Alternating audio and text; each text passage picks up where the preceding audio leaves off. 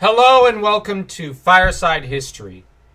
In today's episode, we'll be discussing a bit of this nephew of Hattusili, as well as his last years.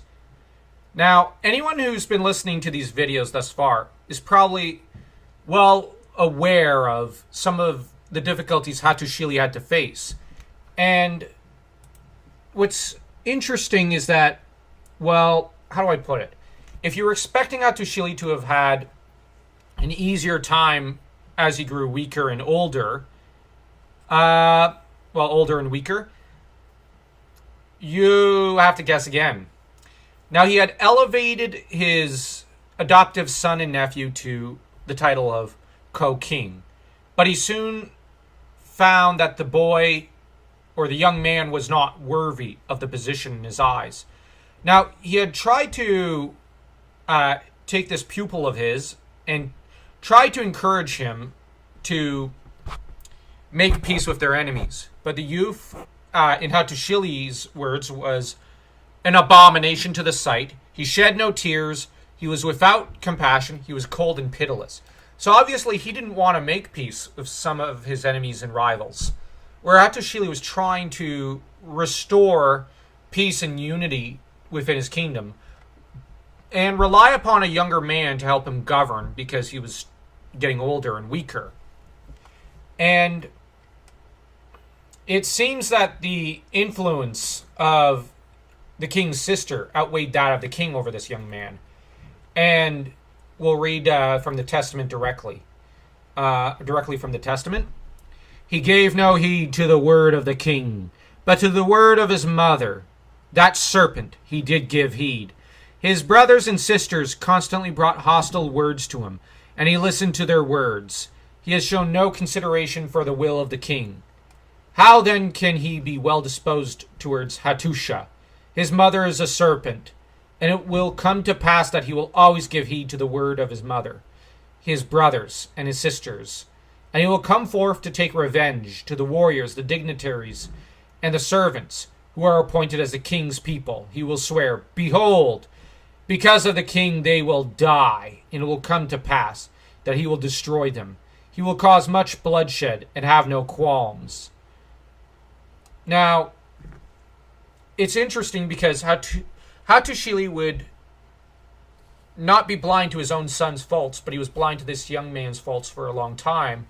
And when he realized he wasn't worthy of the throne, he complained bitterly in his testament. And he would even add, My enemies abroad I have conquered with the sword, and I have brought peace and tranquility to my land. It shall not happen that he will in the end plunge my land into turmoil. So he summoned his nephew to his bedside. He repudiated the adoption and disowned his nephew. Something that Hattusili's sister reacted with anger and rage. And she would complain, They have torn asunder the womb in the living body of me, a mighty ox. They have ruined him, and you will kill him.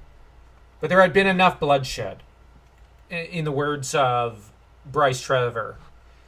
And that's how he puts it. And what Hattusili did was he responded like he did with his disobedient children. He banished them.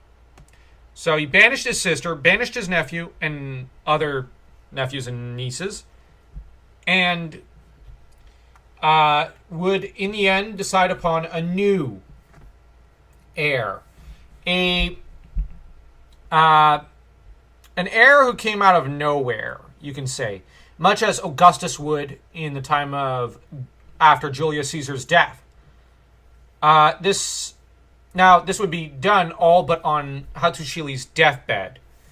And he would appoint, weirdly enough, at having convened an assembly in Kushara, he would appoint his grandson, Mershili, as heir and adopt him, saying, Behold, Mershili is now my son. You must acknowledge him and place him on the throne. And the thing is, the assembly was not consulted on this choice. But which you have to bear in mind, they did have some say. But Hattusili had his way, and he was even on his deathbed, even in his last days, likely a very strong presence. So the assembly immediately pledged their loyalty to Hattusili. Now, he was obviously still a child, so they agreed to guide him towards adulthood and act as regents for him.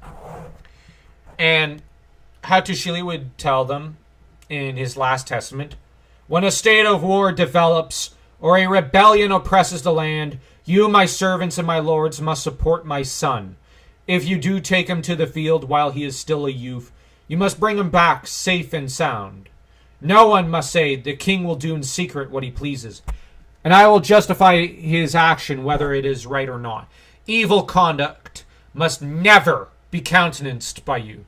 But you, who already know my will and my wisdom, guide my son towards wisdom." So obviously he was desperate to ensure that Hattusili will grow up to be a good king. And this is where, spoiler alert, he does. The boy would grow up to become quite the king, and almost a mythical one in the eyes of the Hittites. As to the aunt of Hattusili, she would be, as stated, banished. And in the testament, he goes at great length to isolate her politically. Now, this last act was obviously a very desperate one on Hattusili's part, and it resulted in an extended regency period, which, well, maybe not extended, but like it resulted in a regency period, which you got to bear in mind at the time, people didn't really want that sort of thing, because a monarch who is not a man doesn't. Now, the monarch is the symbol of the state, and if he is weak or a child, the state is weak. That's how it worked back then. And you just need to, like, if you think about weak leaders today, you could see how a weak leader can cause so much more damage than a powerful enemy can in some cases. And that was certainly the case in the time of the Hittites. And Hattusili knew this, but he had no other choice for an heir. Now, as we'll see, Hattusili will prove quite the strong heir once he's finished being guided towards wisdom. So if you like this video, like, share, subscribe, and leave a comment.